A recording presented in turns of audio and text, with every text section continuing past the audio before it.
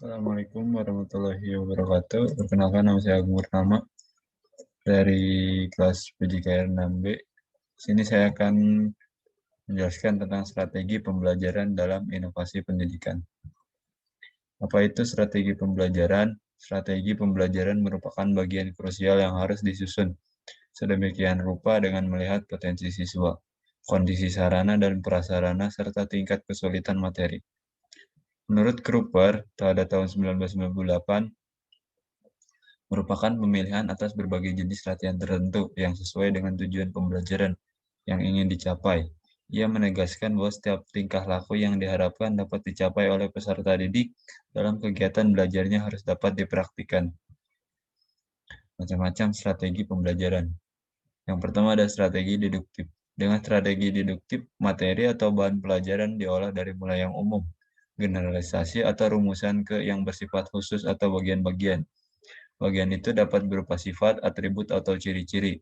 Strategi deduktif dapat digunakan dalam mengajarkan konsep, baik konsep konkret maupun konsep terdefinisi.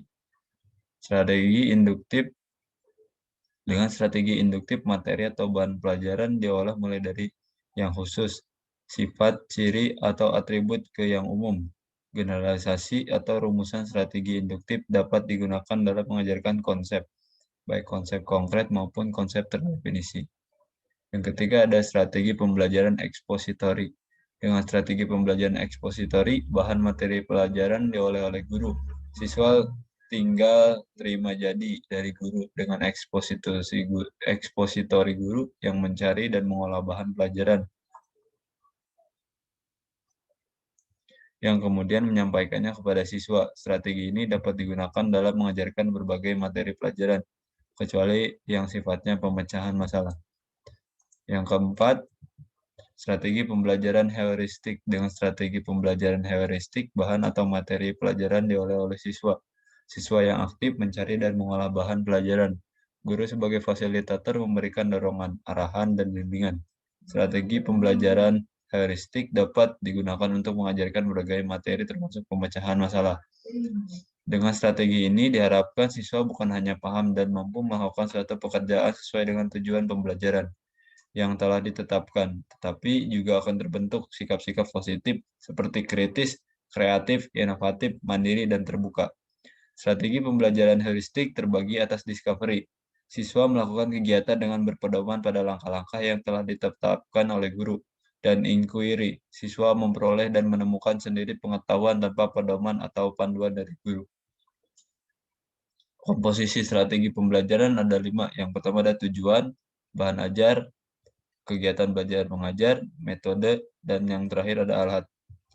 Untuk teknik pembuatan, yang pertama ada pendahuluan yang berupa deskripsi atau penyampaian pokok isi bahasan, dan tujuan pembelajaran.